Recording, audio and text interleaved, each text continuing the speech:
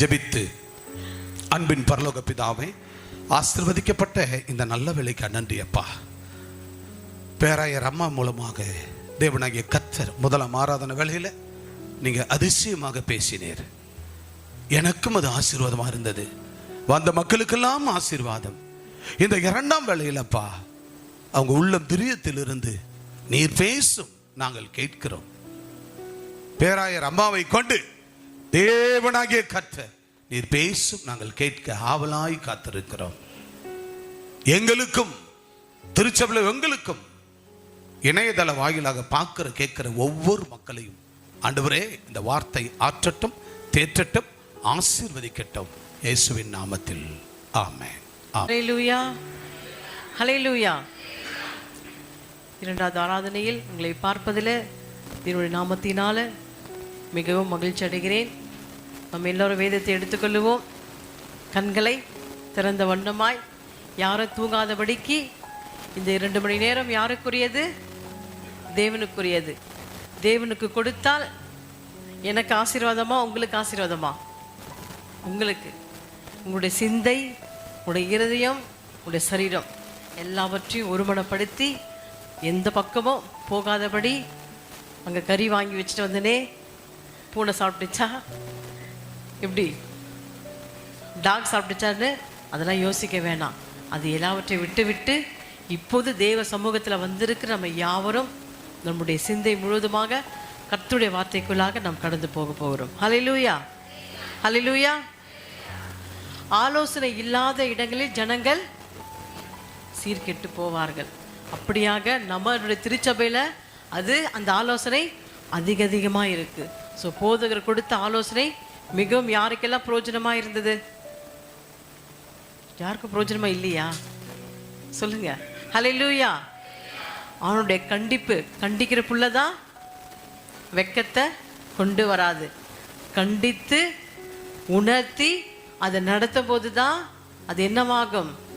சமாதானத்தை கொண்டு வரும். ஆனால் கண்டிக்காத புள்ள வெக்கத்தை கொண்டு வரும். அப்படியே நீங்கள் யாவரும், உங்களுடைய குடும்பமாக இருக்கட்டும், உங்களுடைய பிள்ளைகளாக இருக்கட்டும், ஒரு நாளும் ஒரு காலம் வெக்கத்தை எந்த காலத்திலும் எந்த நேரத்திலும் கொண்டு வராதபடிக்கு மிக மிக கவனமாய் ஞானமாய் இருந்து நம்மளையும் சரி நம்முடைய பிள்ளைகளையும் பரிசுத்தமாய், யாரோட வார்த்தையில்? தேவனுடைய வார்த்தையில் பரிசுத்தமாய் பாதுகாத்து கொள்ள வேண்டும். கரங்களை தட்டி தேவ நாமத்தை மகிமைப்படுத்துவோம். யாவரும் வேத புத்தகத்தை எடுத்துக்கொள்ளுவோம். இன்றைக்கு ஆண்டவர் உங்களுக்கு கொடுக்கிற வார்த்தை, ஞானத்தையும் புத்தியும் சம்பாதித்துக்கொள். இப்படி ஞானத்தையும் புத்தியும் சம்பாதித்துக்கொள், அப்பொழுது உன் ஆயுசின் வருஷங்கள் அதிகமாகும். எப்படி? ஞானத்தையும் புத்தியும் சம்பாதித்துக்கொள், அப்போது உன் ஆயுசின், ஆயுசு சொல்றோம்ல, அநேக ஆயுசு வருஷம் வாழ்வாங்கன்னு, அப்படியாக ஆயுசின் வருஷங்கள் அதிகமாகும். வாசிக்க கேட்போம். நீதிமொழிகள் 4ஆம் அதிகாரம் 5-6 வாசி கேட்போம். நீதிமொழிகள் 4ஆம் அதிகாரம் 5-6 நாம் வாசி கேட்போம். ஞானத்தை சம்பாதி, புத்தியும் சம்பாதி, என் வாயின் வார்த்தைகளை மறவாமலும் விட்டு விலகாமலும் இரு. அப்படின்னு நிறுத்துங்க. கர்த்தருடைய வார்த்தை இங்க என்ன சொல்லுகிறது? எதை சம்பாதி?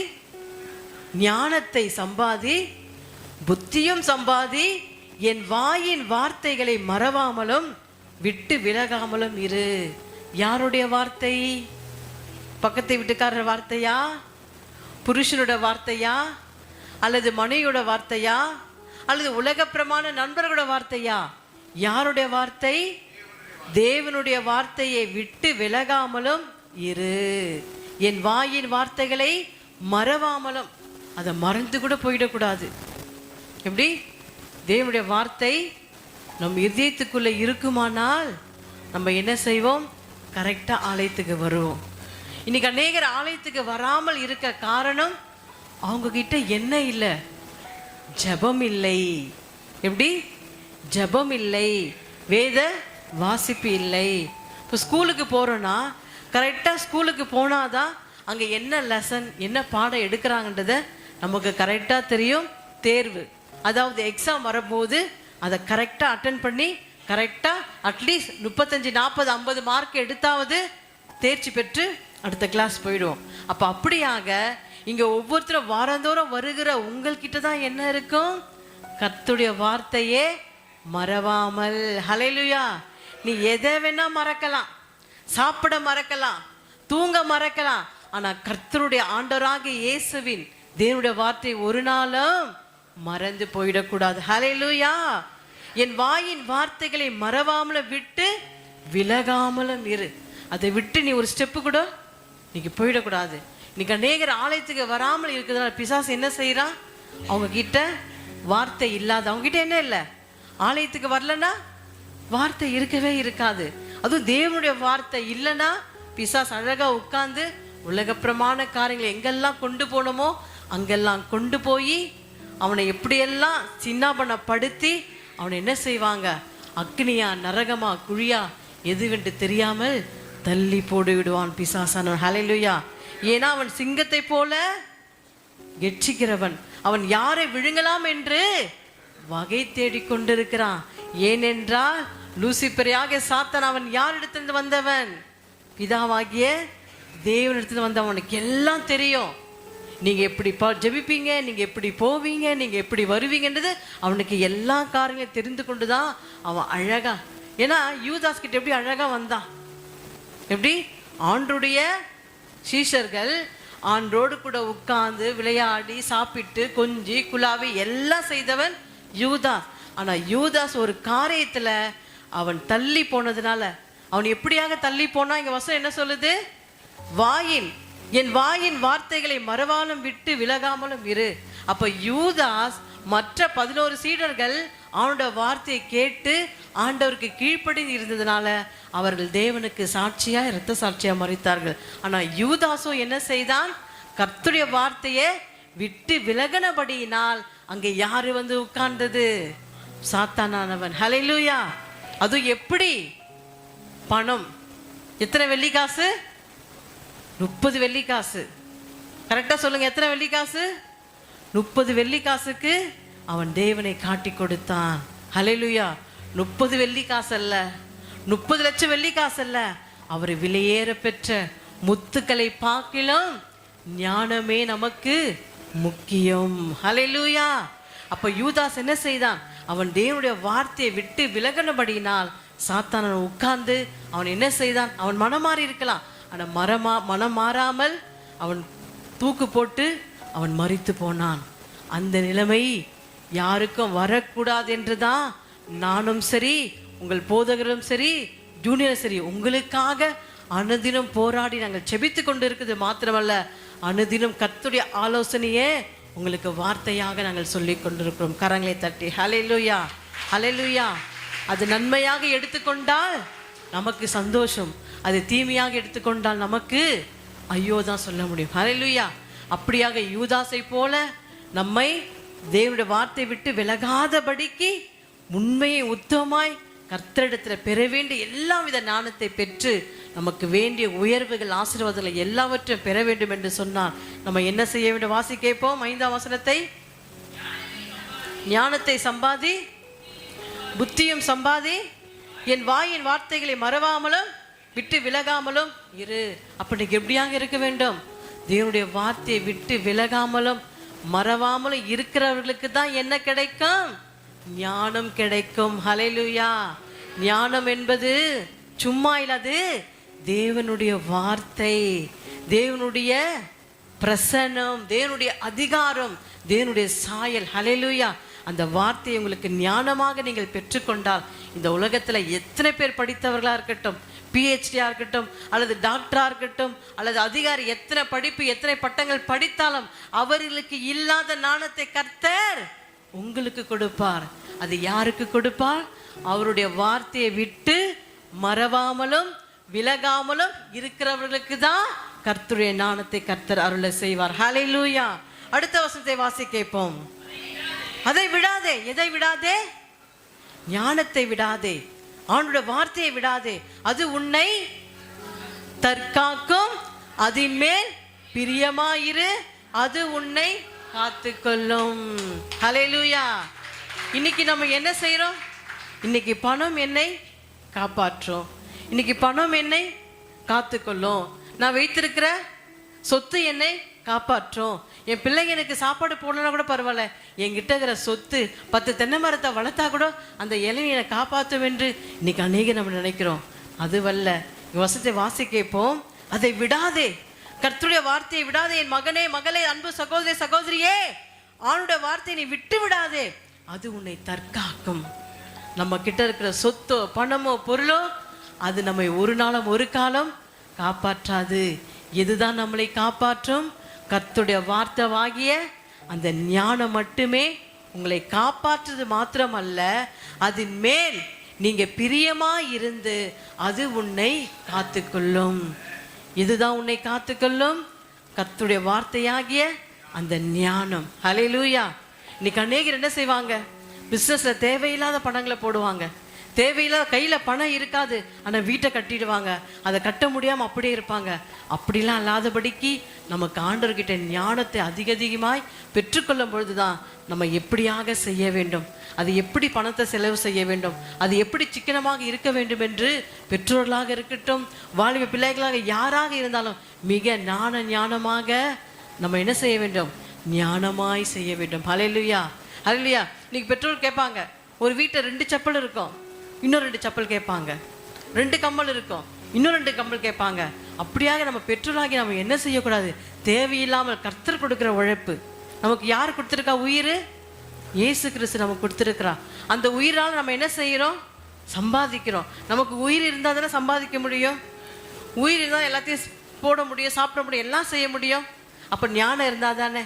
அப்போ ஞானம் இல்லாமல் விரயமா தேவையில்லாத காரியங்களை போய் நம்ம செய்து விட்டு அப்புறம் என்ன செய்வோம்? கஷ்டம்னு ஆண்டவரை பழிக்கிறது, எங்களை பழிக்கிறது, சபையை பழிக்கிறது, கணவனாரை பழிக்கிறது, பிள்ளைகளை பழிக்குது. இப்படிலாம் இல்லாதபடிக்கு நம்ம என்ன செய்ய வேண்டும்? மிக கவனமாக. என்கிட்ட ஒரு வாட்ச் இருக்கு, கரெக்டாக அது வாங்கினது எப்போன்னா 2019. நல்லா வச்சுக்கோங்க, 2019. 2019 இந்த வருஷம் எவ்வளோ வருஷம் ஆகுது? 6 வருஷம். ஆனால் அதோட வேலை 780 ரூபாய். ஆனால் அது டைட்டன் தான். அப்போ வாங்கும் போது 750 டைட்டன். அது இது வரைக்குமே நான் ரிப்பேர் இல்லாமல் அதை பார்த்து வச்சுக்கிறேன். ஹல்லேலூயா.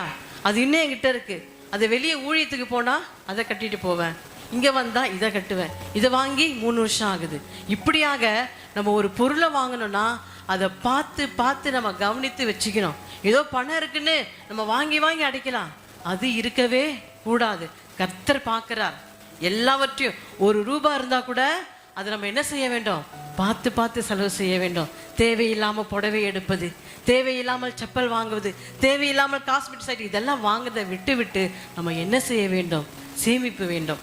பிரீத்தி பார்த்தீங்கன்னா முதல் மாதம் சம்பளம் வாங்குச்சு.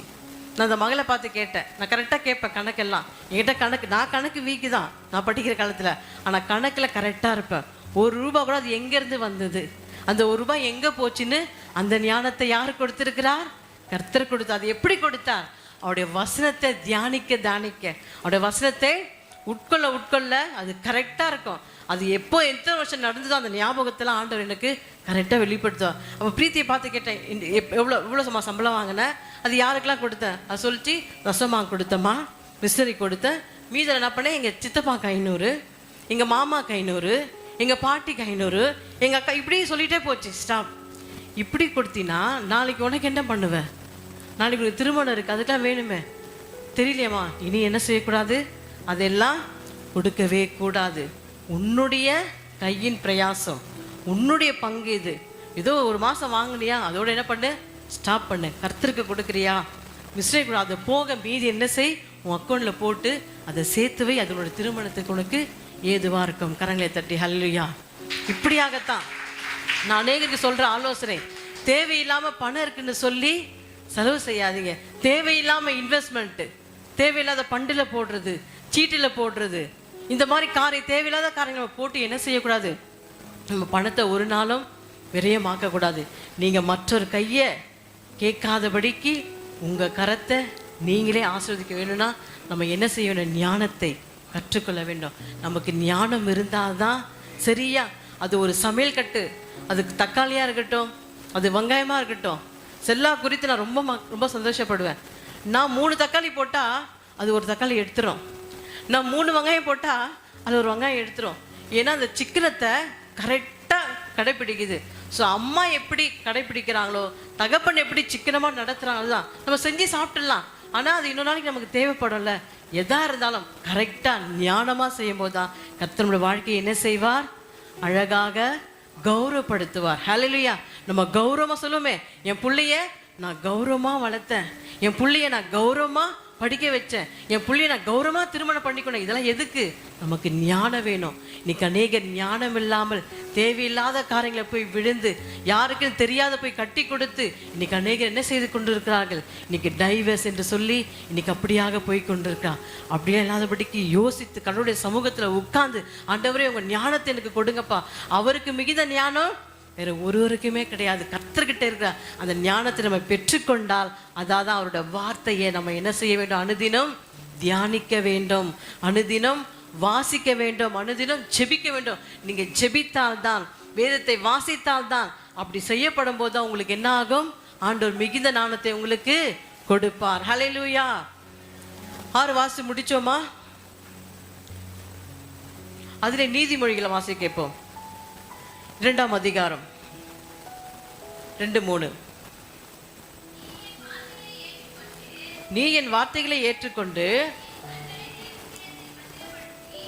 என் கட்டளைகளை உன்னிடத்தில் பத்திரப்படுத்தி, அப்படியே நிறுத்துங்க. 2வது வசனத்தை வாசிக்கப்போ, நீ என் வார்த்தைகளை ஏற்றுக்கொண்டு என் கட்டளைகளை உன்னிடத்தில் பத்திரப்படுத்து. அப்போ இந்த வார்த்தைகளை ஏற்றுக்கொண்டால் நம்ம ஜெபிக்கிறோமா? வேதத்தை வாசிக்கிறோமா?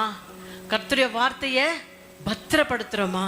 ஆனால் இன்னைக்கு நம்மளோட வாழ்க்கையில் எதையோ பத்திரப்படுத்துகிறோம். ஒரு ரகசியத்தை சொன்னால் அதை பத்திரப்படுத்துகிறோம். இந்த விஷயம் நாங்கள் சொல்லக்கூடாதுன்னு சொன்னால் அதை பத்திரப்படுத்தி வைக்கின்றோம். ஆனால் கர்த்தருடைய வார்த்தையை நீங்கள் என்ன செய்ய வேண்டும்? பத்திரப்படுத்த வேண்டும். ஹல்லேலூயா.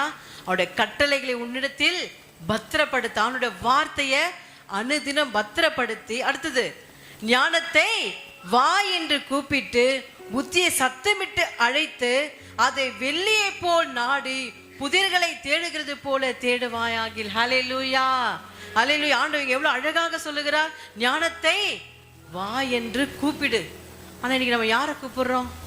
ஃப்ரெண்டு வாடி, ரெஸ்டாரண்ட் போகலாம், கடைக்கு போகலாம், இங்கே போகலாம், சினிமாவுக்கு போகலாம், பீச் போகலாம், பார்க் போகலாம், அப்படியே அழைக்கிறோம். அதுவல்ல, நம்ம என்னத்தை அழைக்க வேண்டும்? நமக்கு வாழக்கூடிய நம்முடைய ஆயுசு நாட்கள் பெருக வேண்டும் என்று சொன்னால் நீ எதை தான் கூப்பிட வேண்டும்? ஞானத்தை பார்த்து வா. ஆண்டு கிட்ட, ஆண்டவரே ஞானத்தை தாங்க அப்படி நம்ம என்ன செய்யும்? ஞானத்தை பார்த்து வா என்று கூப்பிட்டு புத்தியை சத்தமிட்டு அழைக்க வேண்டும். புத்தி இல்லைன்னா அந்த குடும்பம் அவ்வளோதான், கெட்டு போனது. அதை சேர்க்கவே முடியாது, அவ்வளோதான், முடிஞ்சது. அப்போ நமக்கு என்ன வேணும்? குடும்பத்தை நடத்த புத்தி வேணும், ஞானம் வேணும். பிள்ளைகளை நடத்த புத்தி வேணும், ஞானம் வேணும். கருணார் குடிகாரா இருந்தாலும் அவர்கிட்ட எப்படி நடக்கணும், எப்படி போகணும் என்று பிள்ளைகளிடத்தை நம்ம சொல்லிக் கொடுக்கும் போது அவர்கள் என்ன செய்வார்கள்? புத்தியாய் ஞானமாய் நடந்து உங்களுக்கு லட்சையை கொண்டு வருவார்கள். அப்படி புத்தி இல்லாமல் ஞானம் இல்லாமல் அந்த குடும்பத்தில் போனா என்று சொன்னால் வெட்கத்தை தான் கொண்டு வருவார்கள். உன் கணவனாய் இருக்கட்டும், உன் பிள்ளைகளா இருக்கட்டும், என்னத்தை கொண்டு வருவார்கள்? வெட்கத்தை கொண்டு வருவார்கள். வெட்கத்தை கொண்டு வராதபடிக்கு நீங்க ஆண்டு கிட்ட எதை தான் கேட்க வேண்டும்? பொன்னை அல்ல, பொருளை அல்ல, சொத்தல், அதெல்லாம் பின்னாடி வந்துடும். ஞானம் புத்தி கரெக்டா இருந்தா கரெக்டா எல்லாமே நமக்கு தன்னாக வந்துவிடும். ஆமா, கேட்க வேண்டியது ஒன்றே ஒன்று, என்னது? புத்தியே அழைக்க வேண்டும். ஹல்லேலூயா. அடுத்தது பார்த்தீங்கன்னா, அப்போது அதை வெள்ளியை போல் நாடி புதிர்களை தேடுகிறது போல் தேடுவாயாகில். அப்போ புதிர் என்னது? இன்னைக்கு தங்கத்தை அங்கே கண்டுபிடிக்கிறாங்க. ஒடிசா அந்த மாதிரி மாநிலங்கள், வெளிநாடுகள்ல என்ன செய்யறாங்க? தங்கமான புதிர்களை வெட்டி வெட்டி வெட்டி எடுக்கிறாங்க. அப்போ அதை காட்டிலும், தங்கத்தை காட்டிலும், வெள்ளியை காட்டிலும் புதியலா இருக்கிற ஆண்டுடைய வார்த்தையாக இந்த ஞானத்தை என்ன செய்ய வேண்டும்? புதியலை போல நீ வெட்டி வெட்டி அந்த ஞானத்தை நீ எடுத்துக்கொள்ள வேண்டும். ஹல்லேலூயா, ஹல்லேலூயா. அப்போது கர்த்தருக்கு பயப்படுதல் இன்னதென்று நீ உணர்ந்து தேவனை அறியும் அறிவை கண்டடைவாய். நீங்க எதை தான் தேவனை கண்டடைய முடியும்? கர்த்தருடைய வார்த்தையை நீ அனுதினம் உண்ணும்போது, கர்த்தருடைய வார்த்தையை பெற்றுக்கொள்ளும் போது அந்த ஞானம் உனக்குள் வந்தால், இப்போ ஆலயத்துக்கு வராமல் என்ன இல்லை, அவங்ககிட்ட ஞானம் இல்லை. அப்போ கர்த்தருடைய வார்த்தையாக இந்த ஞானம் உனக்குள் இருந்தால், அப்போது கர்த்தருக்கு பயப்படுதல் இன்னதென்று நீ உணர்ந்து. ஹல்லேலூயா. அப்போ கர்த்தருக்கு நம்ம பயப்பட வேண்டும். அந்த ஞானம் இருந்தாதான் கர்த்தருக்கு நம்ம பயந்து என்ன செய்ய வேண்டும்? ஜெபிக்க வேண்டும், வேதத்தை வாசிக்க வேண்டும், கரெக்டான நேரத்துக்கு ஆலயத்தில் வந்து ஆராதிக்க வேண்டும். ஹல்லேலூயா. வாசி கேட்போம்.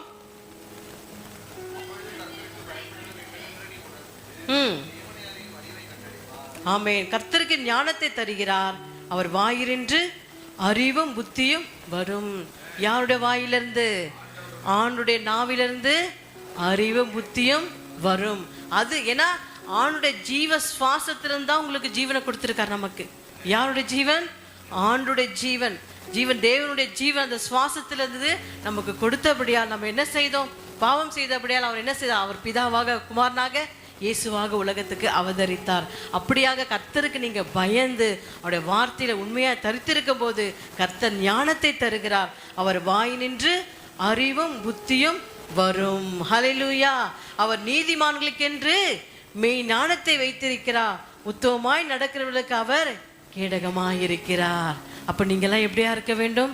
உத்தமமாய் நடக்க வேண்டும், பரிசுத்தமாய் நீதிமானா நடக்கிறவர்களுக்கு ஆண்டவர்களுக்கு என்ன செய்வார்? ஞானத்தை அதிகமாய் கொடுத்து வரவேண்டிய சோதனைகள், பிரச்சனைகள், இந்த கடன் பாரத்தை எப்படி தீர்க்க வேண்டும் என்று அதை எல்லாவற்றையும் ஞானத்தை கொடுத்து அது சரியான பாதையில் உங்களை நடத்துவார். ஹல்லேலூயா. ஹல்லேலூயா. இன்றைக்கு தலைப்பு என்ன பார்த்தோம்? ஞானத்தையும் புத்தியும் சம்பாதித்துக்கொள், அப்போது உன் ஆயுசின் வருஷங்கள் பெருகும். முதல் காரியம், ஞானம் வாழ்க்கையில் மிகப்பெரிய சொத்து. ஹல்லேலூயா. ஞானம் வாழ்க்கையில் மிகப்பெரிய சொத்து. வாசிக்க இப்போ 4ஆம் அதிகாரம் 7, 8, 9, 10 வாசிக்கப்போம். நீதிமொழிகள் 4ஆம் அதிகாரம் 4, 8, 9, 10 வாசிக்கப்போம். ஞானமே முக்கியம், ஞானத்தை சம்பாதி, என்னத்தை சம்பாதித்தாலும் புத்தியை சம்பாதி அப்படின்னு எடுத்துங்க. ஆண்டவர் இங்க என்ன சொல்லுகிறார்? ஞானமே முக்கியம். இங்க சொத்து முக்கியம் போட்டிருக்கா? இங்க பொருள் முக்கியம் போட்டிருக்கா? இங்க தங்கம் முக்கியம் போட்டிருக்கா? இல்லவே இல்லை. என்னதான் போட்டிருக்கு? ஞானமே முக்கியம். ஞானத்தை சம்பாதித்துக்கள் மகனே மகளே. என்னத்தை சம்பாதித்தாலும் உன் வாழ்க்கையில் இருக்கிற பணம், பொருள், சொத்து, படகு எல்லாவற்றிலும் காட்டிலும் நீ எதை சம்பாதித்தாலும் ஞானத்தை சம்பாதித்துக்கொள். ஹல்லேலூயா. ஞானம் தான் நமக்கு மிக மிக சொத்து. நமக்கு ஞானம் இருந்தா கரெக்டா நம்முடைய வாழ்க்கையை கரெக்டான பாதையில நடத்தி என்ன செய்யணும், என்ன செய்யக்கூடாது, என்ன பேசணும், என்ன பேசக்கூடாது, அப்படி இருக்கப்படும் போது நம்முடைய வாழ்க்கையை கர்த்தர் அழகாக உயர்த்துவார். இன்னைக்கு எத்தனையோ குடும்பத்துல ஞானம் இல்லாமல் இன்னைக்கு என்ன செய்யறாங்க? குடும்பம் பிரிந்து போகிறது. ஞானம் இல்லாம எங்கெங்கேயோ போய் கொண்டு இருக்கிறார்கள்.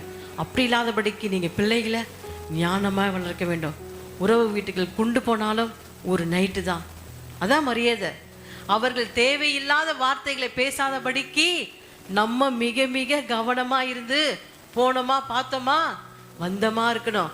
அங்கே போய் சோறு கண்ட இடம் சுகன் இருக்கக்கூடாது. அங்க போனா நல்லா கறி மீன் போடுவாங்க, அங்கே இருக்கலாம், அது இருக்கவே கூடாது. நமக்கு ஞானம் மிக மிக அவசியம். எங்களை அங்கே போவோம் ஊருக்கு, ஒரு நைட்டு கெஞ்சுவாங்க கிட்ட, நான் இருக்கவே மாட்டேன், எங்களுக்கு ஊழியம் முக்கியம், எங்களுக்கு குடும்பங்கள் இருக்கு, நீங்க பாருங்க, வந்தோம் பார்த்தோமா வந்துட்டே இருப்போம். அதுதாங்க நமக்கு கொடுக்குற மரியாதை. நீங்க அப்படி நடந்து பாருங்க, உங்களை தேடி வருவார்கள். என்னப்பா அவங்க முதல்ல எப்படி இருந்தாங்க, இப்போ எப்படி இருக்கிறாங்க? அதுக்கெல்லாம் காரணம் அவர்கள் ஆலயத்துக்கு போகிறார்கள். ஹல்லேலூயா. அவர்கள் இயேசுவின் பிள்ளைகள். அவர்கள் கர்த்தர் கொடுத்த ஞானத்தின் பிரகாரம் நடக்கிறார்கள். போனோம் என்று அப்படி இல்லாதபடிக்கு நம்ம என்ன செய்ய வேண்டும்? மிக மிக கவனமாய் ஞானத்தை பெற்றுக்கொள்ள வேண்டும். நீ எதை சம்பாதிக்கிறோ இல்லையோ, கர்த்தர்கிட்ட கேட்கறது ஒன்னே ஒண்ணுதான், ஞானம். ஹல்லேலூயா. அடுத்து வாசி கேட்போம். 8, நீ அதை மேன்மைப்படுத்து, அது உன்னை மேன்மைப்படுத்தும். நீ மனுஷனை மேன்மைப்படுத்தலாம், சொந்த பந்தங்கள் ஃபங்க்ஷனுக்கு நீ மேன்மைப்படுத்தலாம், அதெல்லாம் உங்களை வெக்கத்துக்குள்ளதான் படுத்துமே தவிர அது உங்களை மேன்மைப்படுத்தாது. நீ அதிகாலையில கர்த்தருடைய வார்த்தையை மேன்மைப்படுத்தினால், நடக்கிற 2 ஜூமுகளை நீ மேன்மைப்படுத்தினால், நீ ஜெபித்து தேவனை மேன்மைப்படுத்தினால், நீ வேதத்தை வாசித்து தேவனை மேன்மைப்படுத்தினால், நீ ஊழியம் செய்து ஆத்தும பாரம் செய்து தேவனை மேன்மைப்படுத்தினால், அது உங்களை கனப்படுத்தும். கரங்களை தட்டி ஹல்லேலூயா, ஹல்லேலூயா. இன்னைக்கு நம்ம எதையோ மேன்மைப்படுத்துறோம். எப்படி 10 தட்டு, 20 தட்டு, 30 தட்டு, 40 தட்டுலாம் வச்சு நம்ம என்ன பண்றோம்? நம்ம மெச்சிக்கொள்வாங்கன்னு. அது எல்லாம் சொல்லுவாங்களே, ஒரு நாள் கூத்துக்கு எங்க அப்பா அடிக்கடி சொல்லுவாரு, அந்த மீஸ் அடிக்கிறது ஒரு நாள் கூத்துக்கு மீஸ் அடிக்கிறது கதையா இருக்கும். அந்த ஒரு நாள் கதை நமக்கு வேணாம். நம்ம ஆயுசு வருஷம் முழுவதுமா கர்த்தருக்கு மகிழ்ந்து, நம்ம குடும்பம் முழுவதுமா கர்த்தருக்குள் வாழ வேண்டும் என்று சொன்னா, நீ எதை மேன்மைப்படுத்த வேண்டும்?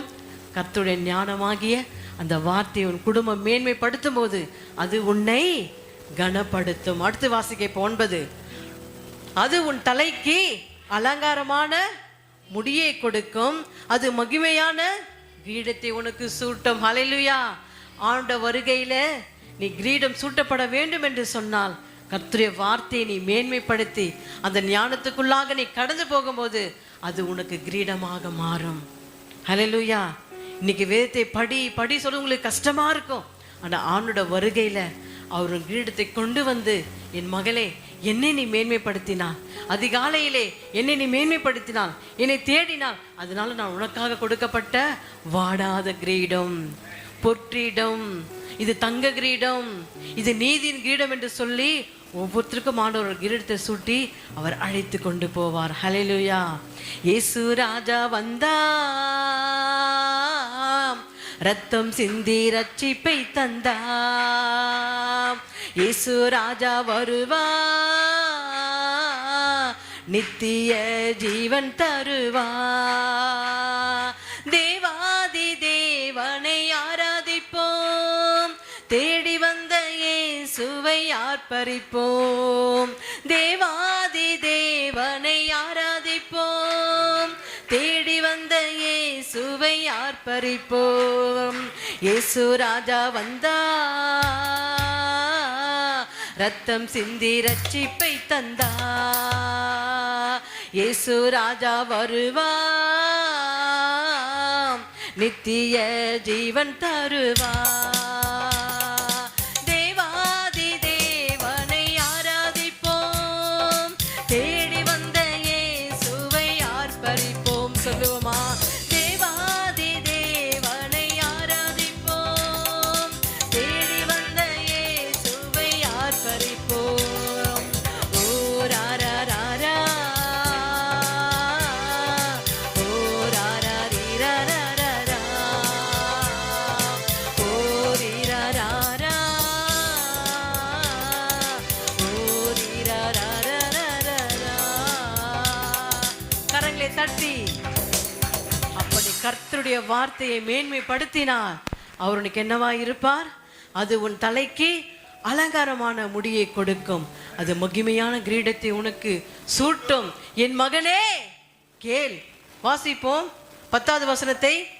என் மகனே கேள், என் வார்த்தைகளை ஏற்றுக்கொள், அப்போது உன் ஆயுசின் வருஷங்கள் அதிகமாக அதிகமாக அதிகமாக. கரங்களை தட்டி ஹல்லேலூயா.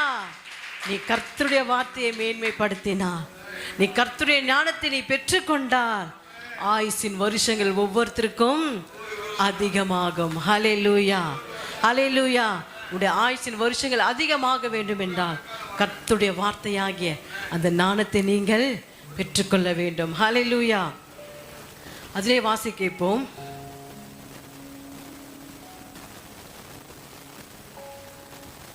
ராஜாக்கள் 3ஆம் அதிகாரம் 4ஆம் வசனம். 1 ராஜாக்கள் 3:4.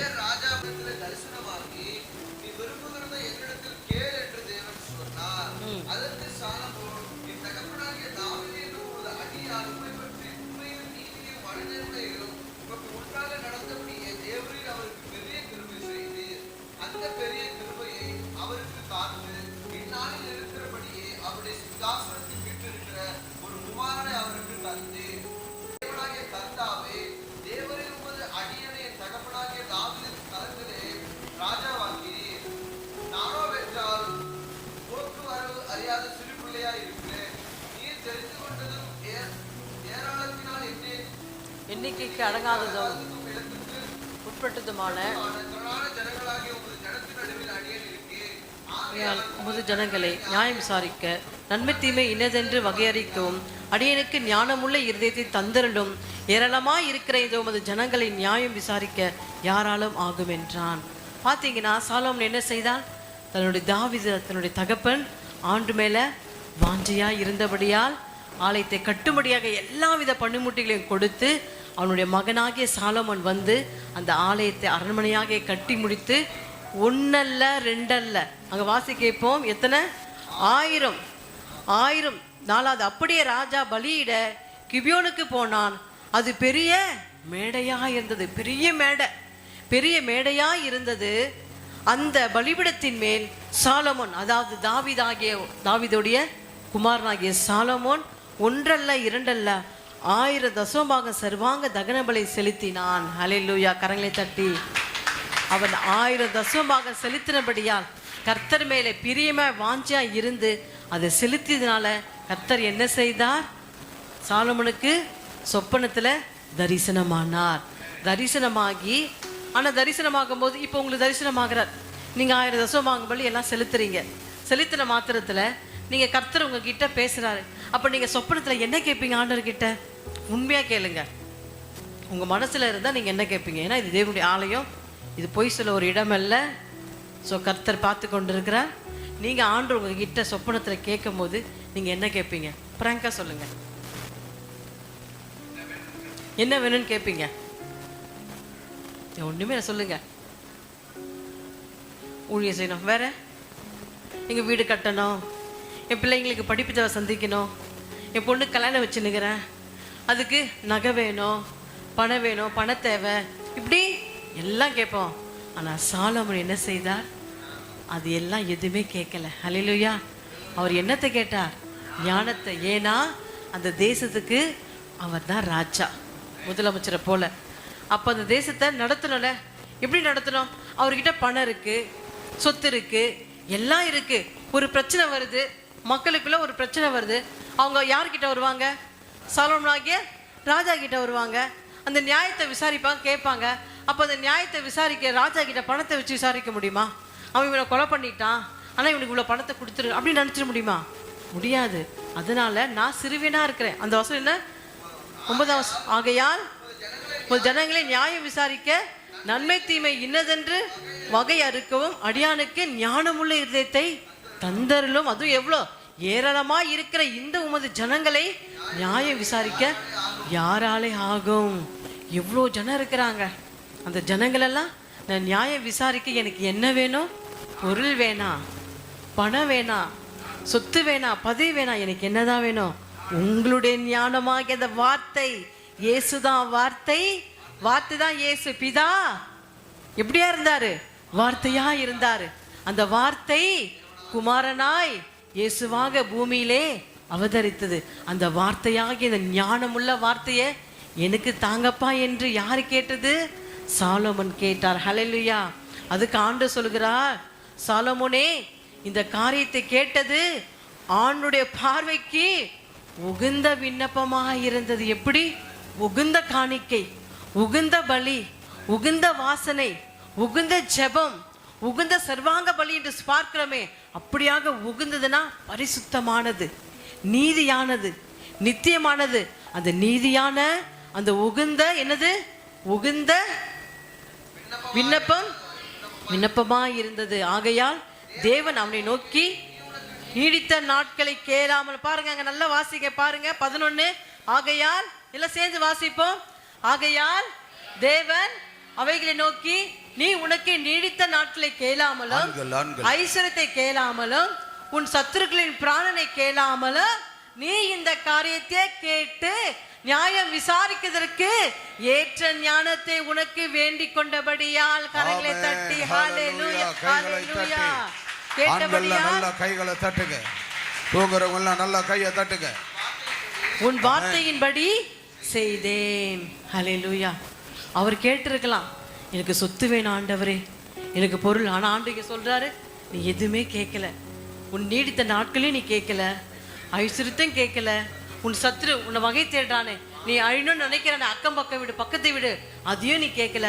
ஆனா நீ கேட்டது, இந்த ஜனங்களை ஞானமாய் நான் நடத்தணும், இந்த ஜனங்கள் சமாதானமாய் ஜீவனை பண்ணணும், என்னை எதற்காக நீங்க ஏற்படுத்துறீங்க, அந்த வேலையை நான் கரெக்டா நீதியா நியாயமா செய்யணும். அதை தான் நாங்க செய்யறோம். கர்த்தர் கொடுத்த இந்த ஜனங்களை நாங்களே ஞானத்தோடு நீதியோடு நாங்க நடத்துறோம். நான்கிட்ட கேட்குது உண்மை, பொய் சொன்னா கர்த்தரை எடுத்துக்கிட்டோம். நான் தெய்வ சமூகத்துல 2 மணி நேரம் 3 மணி ஆண்டுகிட்ட கேட்குது ஒன்னே ஒன்று, ஆண்டவரே எங்களுக்கு ஞானத்தை கொடுங்க, நாங்கள் எப்படி போதிக்கணும், எப்படி நடத்தணும். ஆனால் முன்னாடி 20 வருஷத்துக்கு முன்னாடி இல்லாத ஞானம் கர்த்தர், அது சாமுவேலாக இருக்கட்டும், அது உங்கள் போதகராக இருக்கட்டும், அவர்களை காட்டில் எண்ணி நான் மேன்மைப்படுத்துவது நல்லதில்லை. ஆனால் தெய்வ சமூகத்தில் கர்த்தர் முன்னே காட்டிலும் இப்போ ஆண்டவர் எனக்கு அளவில்லாமல் ஞானத்தை அதிகமாய் கொடுத்திருக்கா. கரங்களை தட்டி அது ஆண்டவரிடத்துல நான் சந்தோஷப்படுகிறேன். நான் கேட்குதுன்னா அதான், எனக்கு நகை வேணாம், சொத்து வேணாம், பொருள் வேணாம், ஆண்டவர் ஊழியத்தை, அதான் ஆத்மா வாருங்க. ஏன் இன்னைக்கு ஒரு குடும்பம் வர உடனே நாங்கள் ஃபோன் பண்றோம், அந்த ஆத்மா எங்க போகுது? ஏன்னா இன்னைக்கு அநேக சபையில தீர்க்க தரிசனம் இல்லாத சபைகளே ஜனங்கள் சீர்கெட்டு போய் கொண்டிருக்கார்கள். இன்னைக்கு பிசாசு எதுக்கு வகை தேடுகிறான்? இந்த இடத்துல எல்லாம் நன்மையாக இருக்கு, நீதியாக இருக்கு, வார்த்தை சத்தியமாக இருக்கு. இந்த ஜனங்கள் பரிசுத்தமாய் விடுவார்கள், அவர்கள் உயர்ந்து விடுவார்கள், அவர் மேல மேல அவர்கள் பலப்படுவாங்க. சோ இங்க இருந்து யூதாசை போல யாரு இருக்கிறாங்கன்னு அவங்கள என்ன பண்றா, வகை தேடி கொண்டு போய் சபைகளிலே சீரில்லாத சபையில கொண்டு போய் அவர்கள் அங்க போட்டு, இப்படியாகத்தான் ஒரு குடும்பத்தை இங்கிருந்து கொண்டு போனார்கள், வேற சபையில போட்டு நாசம் பண்ணான்னு. ஆனா கர்த்தர் எனக்கு கரெக்டா அந்த நேரத்தில் எனக்கு வெளிப்படுத்தினார். அந்த குடும்பத்துக்கு இந்த மாதிரி சூழ்நிலை வருகிறது, அவர்கள் எப்படி சபைகளிலே சீர்கெட்ட சபைக்கு போய் கொண்டிருக்கிறார்கள், அவருக்கு இந்த மாதிரி சூழ்நிலைகள் வந்து கொண்டிருக்கிறது. உடனே அதற்காக நீ ஜெபிப்பாங்களே என்று உடனே வெளியே ரூபன் இருந்தார். இப்போ ரூபன் இல்லை. ரூபன் இருக்கும்போது வந்து சொன்ன அப்பா கிட்ட, ரூபன் கிட்ட இந்த மாதிரி இந்த நபருக்கு இந்த சூழ்நிலை நடக்குதுப்பா, இதுக்காக நீங்க ஜெபிங்கன்னு. ஜெபிச்ச ஒரு வாரம் மாத்திரத்திலே அவர்களுக்கு வர வேண்டிய உயிர் சேதங்களை வேற ஒருவருக்கு கர்த்தர் கொடுத்து விட்டார். கரங்களை தட்டி ஹல்லேலூயா. இது உண்மை, இது நிஜம். ஆண்டவருக்கு சொப்பனத்துல காட்டினது அப்படியே அவர்களுக்கு வர வேண்டியதை வேற நபருக்கு போகும்படியாக கர்த்தர் வாய்க்க செய்தார். அப்படியாகத்தான் இங்க நீங்க அதிகமான ஜெபத்தை பெறுகிறீர்கள், அதிகமான வேத வாசிப்பீங்க, அதிகரித்து கொண்டிருக்கிறபடியா பிசாசு எரிச்சல் உண்டாகுது. யாரை வகை தேடலாம், யாரை கொண்டு போய் வெளியே போட்டு என்ன சொல்றது, நரகத்துல தள்ளி அக்னிலே சுட்டெரிக்கலாம் என்று நினைக்கிறான். ஆனா ஒருபோதும் கர்த்தர் அதுக்கு இடம் கொடுக்க மாட்டார். ஏனென்றால் அவருக்கு நாங்கள் முழுமையா ஒப்பு கொடுத்தபடியா யாருக்கெல்லாம் என்னவென்று தரிசனத்தை கொடுத்து அப்பொழுதே அவர்களை சொல்யூஷன் கொடுத்து சீர் தூக்கி அவரை கொண்டு வந்து ஆலயத்துல போடுவதுதான் தேவனுடைய வேலை. ஹல்லேலூயா. வாசி கேட்போம். ஆகையால் தேவன் அவனை நோக்கி, நீ உனக்கு நீடித்த நாட்களையும் கேளாமலும் ஐஸ்வர்யத்தையும் கேளாமலும் உன் சத்துருக்களின் பிராணனை கேளாமலும் இந்த காரியத்தை கேட்டு நியாயம் விசாரிக்க ஏற்ற ஞானத்தை உனக்கு வேண்டிக் கொண்டபடியா உன் வார்த்தையின்படி செய்தேன். ஞானம் உணர்வுள்ள இருதயத்தை உனக்கு தந்தேன். இதிலே உனக்கு சரியானவன் உனக்கு முன் இருந்ததும் இல்லை, உனக்கு பின் சரியானவன் எழும்பு போதும் இல்லை. இதுமன்றி நீ கேளாத ஐஸ்வர்யத்தையும் மகிமையும் உனக்கு தந்தேன். ஹல்லேலூயா. உன் நாட்கள் இருக்கிற ராஜாக்களின் ஒருவனும் உனக்கு சரியானவன் இருப்பதில்லை. ஹல்லேலூயா. அப்ப நம்ம ஜெபிக்கும் போது யாரை போல கேட்க வேண்டும்? சாலமோனை போல ஞானத்தை கேட்க வேண்டும். அந்த ஞானத்தை நம்ம கேட்டாலே, யோபு என்ன செய்தான்? தனக்காக ஜெபிக்காமல் தன்னுடைய சிநேகிதனுக்காக ஜெபித்தபடியா முன்னிலைமை காட்டிலும் பின்னிலைமை ரெட்டிப்பான ஆசீர்வாதத்தை கர்த்தர் கொடுத்தபடியா உங்களுக்கும் ரெட்டிப்பான ஆசீர்வாதம் வேண்டும் என்றால் சாலமோனை போல கேளாத ஐஸ்வர்யம், கேளாத ஜீவன் நாட்கள் எல்லாவற்றையும் கர்த்தர் கொடுப்பார் என்று சொன்னார். நீங்க யாரை தேட வேண்டும்? கர்த்தருடைய வார்த்தையை தேட வேண்டும். அனுதினமும் நேரம் கிடைக்கும் போதெல்லாம் ஜெபசத்தம் உங்க வீட்டிலே துணிக்க வேண்டும். உங்களை பற்றி அநேகர் சாட்சி சொல்ல வேண்டும். கர்த்தரே உங்களுக்காக சாட்சி சொல்லும் பொழுது நிச்சயமாக நீ ஞானத்தை அதிகமாய் பெற்றுக்கொள்ளும் போது அவர் என்ன செய்வார்? நடத்த வேண்டிய பாதையில உங்களை அழகாக நடத்துவார். ஹல்லேலூயா. இரண்டாவது பார்ப்போம். முதல் காரியம், ஞானந்த வாழ்க்கையில் மிகப்பெரிய சொத்து. பார்த்தீங்கன்னா அவங்க உடனே திருப்பி வருது சாலமோன் கிட்ட. 2 சகோதரிக்கு சுகப்பிரசவம் நடக்கிறது. அங்கே ஒரு குழந்தை மரித்து விட்டது, ஒரு குழந்தை உயிரோடு இருக்கு. மரித்தவளுடைய குழந்தை என்ன செய்யறான்? இதான் என் குழந்தை என்று இருளுக்குள்ள சண்டை. சரி வெட்டலாம் என்று சாலமோன் என்ன செய்கிறார்? வாளை கொண்டு வர சொல்லுகிறார். கத்தி அது வெட்டப்படும் போது பெற்ற தாய் வெட்ட வேண்டாம், அது அவளிடத்திலே கொடுங்கள் என்று சாலமோனுக்கு கொடுத்த ஞானத்தின் பிரகாரம் பெற்ற தாய் அவள் தான் என்று சொல்லி அந்த குழந்தையை பெற்ற தாயத்தை கொடுத்து விட்டார்கள். ஹல்லேலூயா. இந்த ஞானம் யாருக்கு வரும்? கர்த்தருடைய ஞானம். அப்போ கர்த்தர்கிட்ட நம்ம ஞானத்தை கேட்கும்போது அது படிப்பாக இருக்கட்டும், குடும்பத்தை நடத்துகிற காரியமாக இருக்கட்டும், நீங்கள் பிள்ளைகள் என்ன செய்ய வேண்டும்? ஞானமாக ஜெபிக்கிறாங்களா? ஞானமாக வேதத்தை வாசிக்கிறாங்களா? ஞானமாக ஸ்கூலுக்கு போகிறாங்களா? ஞானமாக பெரியவங்ககிட்ட பேசுகிறாங்களா? அப்பா அம்மா கிட்ட நம்ம என்ன செய்கிறோம்? இன்றைக்கி அப்பா அம்மாவை இழிச்சு காட்டுறோம், எப்படி போடுகின்றோம், வாடின்றோம், பேர் விட்டு கூப்பிட்றோம். அதெல்லாம் இல்லாதபடிக்கு கர்த்தருடைய பிள்ளைகள் மிக மிக கவனமாய் ஞானத்தை பெற்றுக்கொண்டு ஞானத்தின் வழியாய் நடக்கும்போது சொல்லுமே, சோம்பேறியே எருமிடத்தில் போய் அதன் சுறுசுறுப்பின் ஞானத்தை கற்றுக்கொள். சிறிய உருவம், அது பெரிய உருவம் கிடையாது, அது 5 அறிவு படைத்த அதுக்கே ஞானம் இருக்கு என்று சொன்னார். கர்த்தருடைய சாயலே படைத்திருக்கிற உங்களுக்கு ஞானம் மிக மிக அவசியம். ஞானம்தான் நமக்கு சொத்து. நம்ம எதையோ சொத்தாக எண்ணுகிறோம், அதுவல்ல சொத்து. ஞானமாய் பேசுறது தான் சொத்து, ஞானமாய் நடக்கிறது தான். ஞானமாய் வாழ்க்கையில் படும்போது கர்த்தர் அந்த வாழ்க்கை, இந்த குடும்பம் செழித்தோங்கும். கரங்களை தட்டி ஹல்லேலூயா. இரண்டாவது காரியம், முதல் காரியம் என்ன பார்த்தோம்? ஞானம் வாழ்க்கையின் மிகப்பெரிய சொத்து. இரண்டாவது, ஞானத்தின் வழியில் நடப்பார்கள், பாதுகாப்பாக இருப்பார்கள். நீதிமொழிகள் 4ஆம் அதிகாரம் 11-12 வாசி கேட்போம். நீதிமொழிகள் 4ஆம் அதிகாரம் 11-12.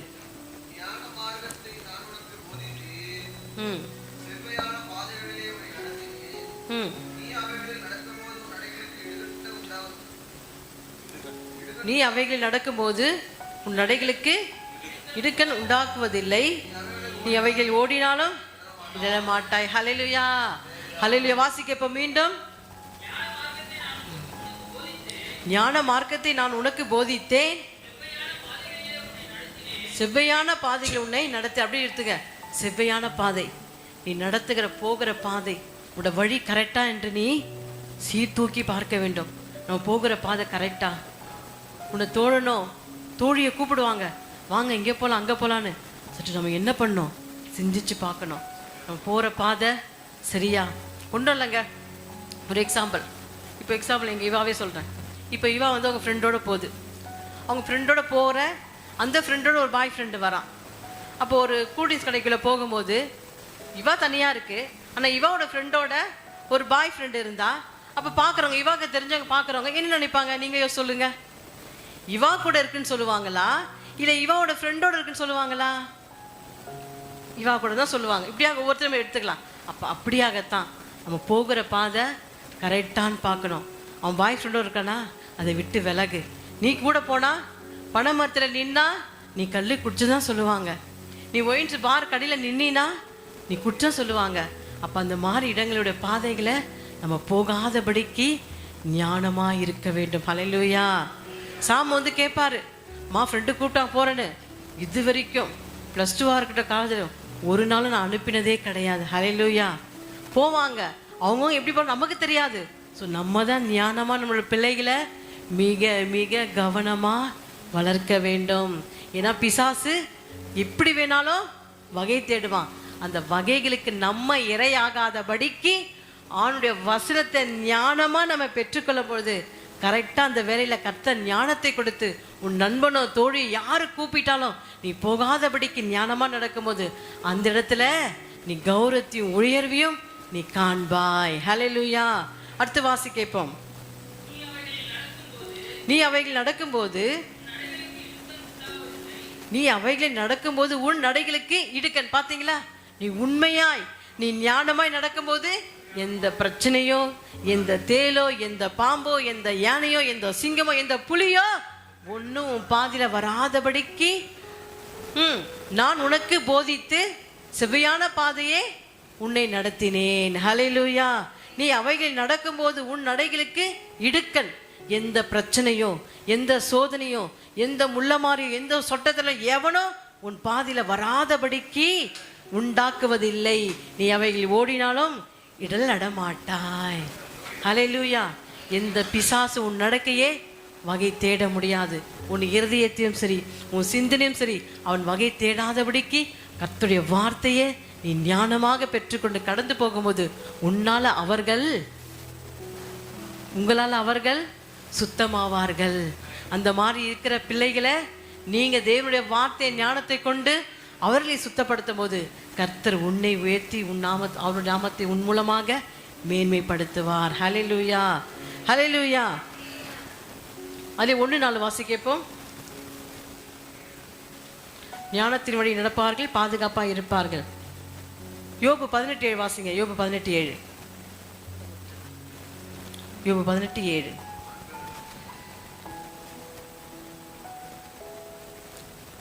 யோபு 18:7. எப்படி? அவன் பெலனாய் நடந்து குறைந்து போ, அவனுடைய ஆலோசனை அவனை விழப்பண்ணும். யாருடைய ஆலோசனை? நம்மளே அவனுடைய ஞானம் இல்லாமல் வேதத்தை வாசிக்காம தன் போக்கில் சுயசித்தம் மேல் சாயாமல் கர்த்தரிடத்திலே நீதியாயிரு. ஹல்லேலூயா. அவன் பெலனாய் நடந்து நடக்கைகள் குறைந்து போகும், அவன் ஆலோசனை அவனை விழப்பண்ணும். நமக்கு இருக்கிற ஆலோசனை நம்ம என்ன செய்யும்? தன்னால என்னால முடியும், என்னால் நடக்க முடியும், என்னால் படிக்க முடியும், நான் சர்ச்சைக்கு போனா என்ன, போகலான்னு கர்த்தரை உயர்த்துவார். அப்படி நினைச்சா நீ என்ன பண்ணுவார் ஆண்டவர்? விழ பண்ணுவா. நம்ம விழாதபடிக்கு நம்முடைய பாதைகள் செவ்வையாய் நடக்க வேண்டும் என்றால் நம்ம கர்த்தருடைய வார்த்தையை அனுதினமும் சீர்தூக்கி பார்க்க வேண்டும். ஹல்லேலூயா. கடைசியாக பார்ப்போம். ஞானம் இதயத்திலிருந்து தான் தொடங்குகிறது. முதல் காரியம் என்ன பார்த்தோம்? ஞானமே நமக்கு சொத்து. மிக மிக முக்கியதுன்னா ஞானம்தான் சொத்து. இரண்டாவது, ஞானத்தின் வழியில் நடப்பார்கள், பாதுகாப்பாக இருப்பார்கள். மூன்றாவது, ஞானம் இதயத்திலிருந்து தொடங்குகிறது. 4ஆம் அதிகாரம் 23ஆம் வசனத்தை வாசிக்கப்போம். நீதிமொழிகள் 4:23. எல்லா காவலோடும் உன் இருதயத்தை காத்துக்கொள், அது நின்று ஜீவ ஊற்று புறப்படும். ஹல்லேலூயா. ஜீவ ஊற்று எதனால புறப்படும்? ஞானத்தினால. நமக்கு ஜீவ நாட்கள் இருந்தால்தான் நம்ம ஞானமா நடக்க முடியும். அப்ப ஜீவ நாட்கள் உங்களுக்கு வேண்டும் என்று சொன்னால் வாசிங்க. எல்லா காவலோடும் உன் இருதயத்தை காத்துக்கொள். அப்ப இங்கதான் யார் வாழுகிற இடம்? இதுதான் இயேசு வாழுகிற இடம். அப்ப இயேசு இங்க வாழ்ந்தால்தான் ஞானம் எங்கிருந்து தொடங்கும்? இதயத்திலிருந்து தொடங்கி நீ போகிற வரைக்கும் அதை உன்னை கௌரவப்படுத்தி உன்னை உயர்த்தி உன்னை காப்பாற்றும். ஆனால் நம்ம எதை காவல் படுத்துகிறோம்? வீட்டை பூட்டி காவல் காக்கிறோம், நகைகளை பூட்டி காவல் காக்கிறோம், சொத்து பத்திரங்களை பூட்டி காவல் காக்கிறோமே தவிர அவனுடைய வார்த்தையை இதயத்தில் பூட்டி காவல் காக்கிறோமா? சற்று சிந்தித்து பார்க்க வேண்டும். விண்ணப்பம் பண்ணினாலும் நம்ம குடும்பத்துக்காக தான் விண்ணப்பம் பண்ணணுமே தவிர அன்று எனக்கு ஞானம் வேணும் என்று கேட்குறோமா?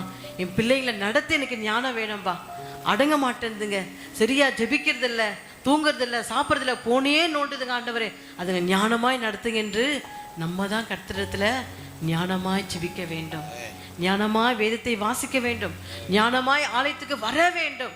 அப்படியாக நம்முடைய இதயத்தை என்ன செய்ய வேண்டும்?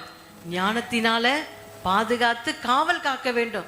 இன்னைக்கு எதையோ காவல் காக்க ஆட்கள் போடுகிறோம், பார்த்து கொள்ள நாட்கள் இருக்கு. ஆனா நம்முடைய இதயத்தை யார் தான் பாதுகாக்க வேண்டும்? நீங்கள் தான் பாதுகாக்க வேண்டும். எதை கொண்டு?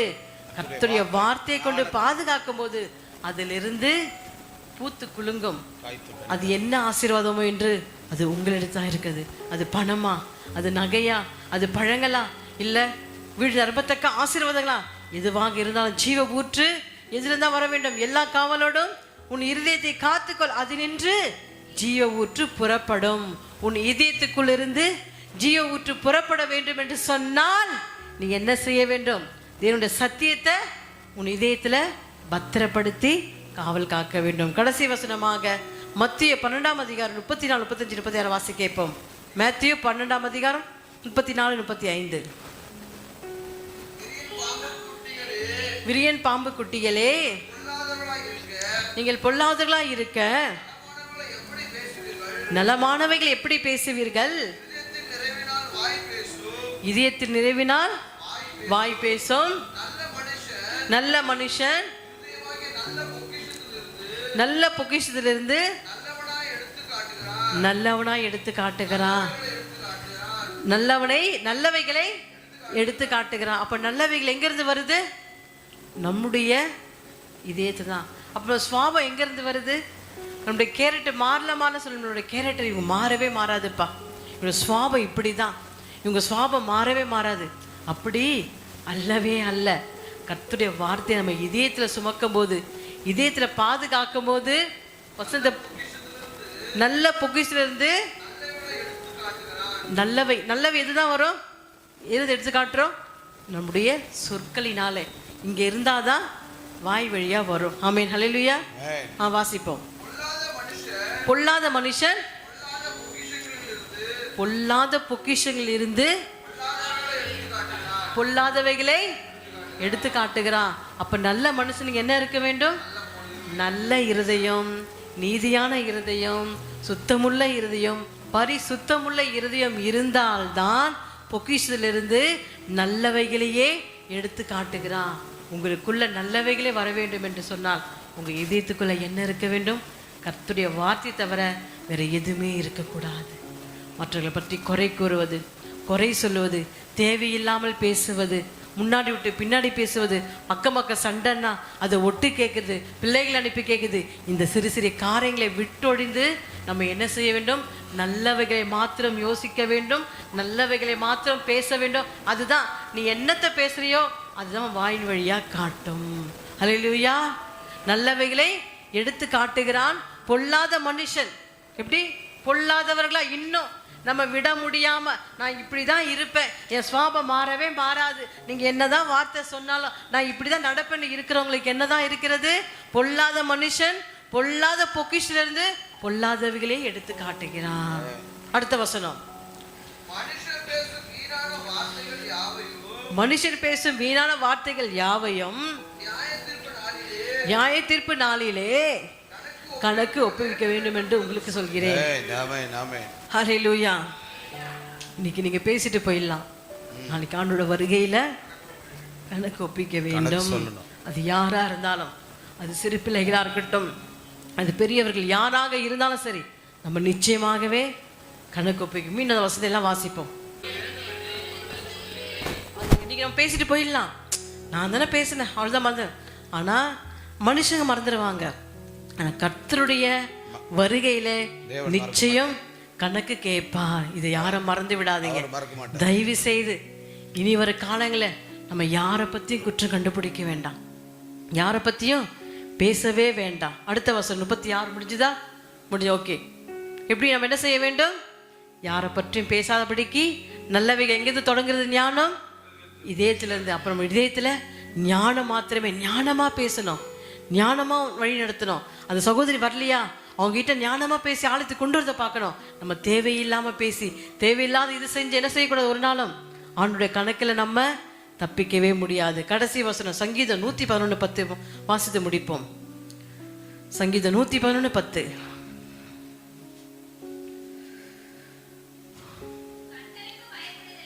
கர்த்தருக்கு பயப்படுகிறேன், ஞானத்தின் ஆரம்பம்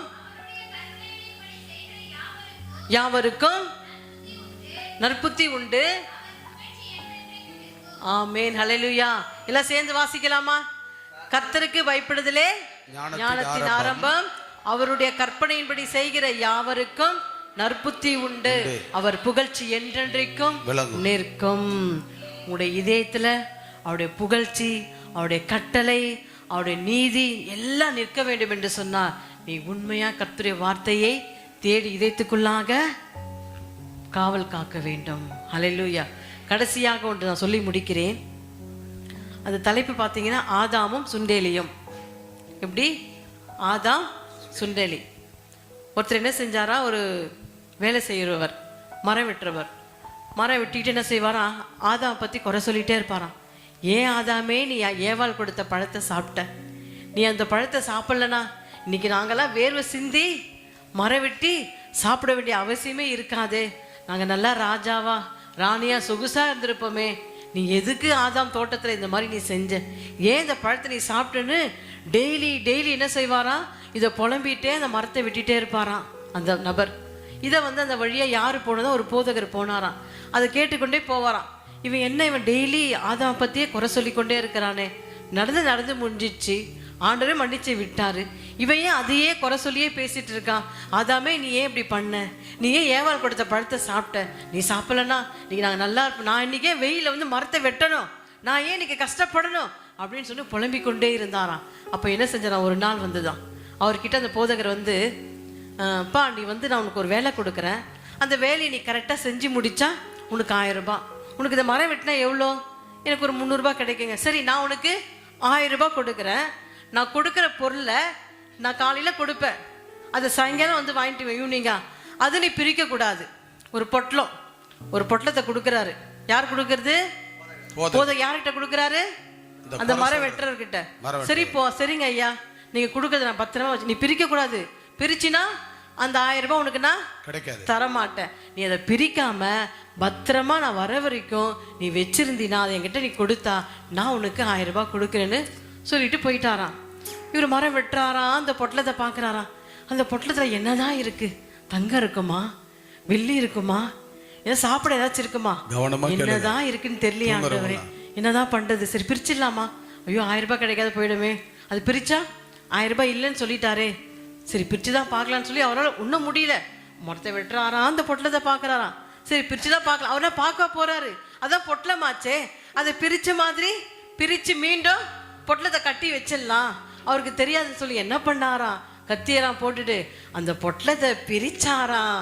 அதுல இருந்து சுண்டலி ஓடி போய் விட்டதாம். ஓடி போச்சு. அதுல என்ன இருந்தது? சுண்டலி. அவர் பொட்டலத்தை பிரிச்சோம். வேற என்ன இருந்தா கூட அதை என்ன செஞ்சிருக்கலாம், மடிச்சு வச்சிருக்கலாம். அதுதான் ஞானம். அவர் சுண்டலியை வச்சு கொடுத்ததுனால அந்த பொட்டலத்தை பிரிச்சோடனே, எப்பா பொட்டலத்தை பிரிச்சுதான் சுண்டலிக்கு என்ன ஆச்சு? பொட்டலத்தை பிரிச்சா போதுன்னு அது துள்ளி ஓடியே போச்சு. அப்புறம் வந்தாராம், பொட்டலத்தை கொடுப்பானாராம், வெறும் காயத்தை கொடுத்தாராம். என்னப்பா இப்படிதான்பா, நீ மற்றவர்களை பற்றி குறை சொல்லவே கூடாது. நீ நான் உங்ககிட்ட கொடுத்ததை நீ ஒழுங்கா செஞ்சியா? நீ என்ன பண்ணதை பிரித்து பார்த்துட்டு அப்படியாக தான் அவரோட வாழ்க்கையை குறைய நம்ம திரும்பி பார்க்கக்கூடாது. மற்றொரு குறைய அது கர்த்தரை பார்த்துக்குவாரு. நமக்குள்ள இருக்கிற குறைய என்ன செய்யணும், அதை சரி பண்ணிக்கணும். நம்ம முதுக திரும்பி பார்க்க முடியுமா? நம்முடைய வாழ்க்கையில என்ன குறைகள் இருக்கோ அதை நம்ம சரி செஞ்சுட்டு ஞானமா நம்முடைய வாழ்க்கையில குடும்பத்தோடு நடக்கும்போது கர்த்தர் நம்மளை ஆசீர்வதிப்பார். அப்படியாக எதை பற்றியும் எந்த காரியங்களை குறித்து நம்ம குறை பேசாதபடிக்கு, குறை கூறாதபடிக்கு, குறை கண்டுபிடிக்காதபடிக்கு நம்முடைய குறைகளை நிவர்த்தி செய்து நம்ம சுகமாய் வாழ வேண்டுதான் கர்த்தர் உங்களிடத்திலே எதிர்பார்க்கிறான். அதோடு அந்த மரம் விட்டு என்ன செஞ்சாரா, யாரை பற்றியும் குறை சொல்லியா வந்து சைலண்டாக மரத்தை விட்டுட்டு சைலண்டாக போயிட்டே இருப்பார். அதோடு அவர் யாரை பற்றியும் வாழ்க்கையில் குறை சொல்லாமல் இருந்ததுனால கர்த்தர் அவரை ஆசீர்வதித்தார். அப்படியாகத்தான் உங்கள் யாவரையும் கர்த்தர் ஆசீர்வதிக்க வேண்டும் என்றால் கர்த்தருடைய வார்த்தையை பத்திரப்படுத்துங்க. அவருடைய ஞானத்தை பெற்றுக்கொண்டு ஞானமாய் நடங்க. கர்த்தர் உங்களை யாவரையும் ஆசீர்வதிப்பாராக. ஆமென். தேங்க்யூ.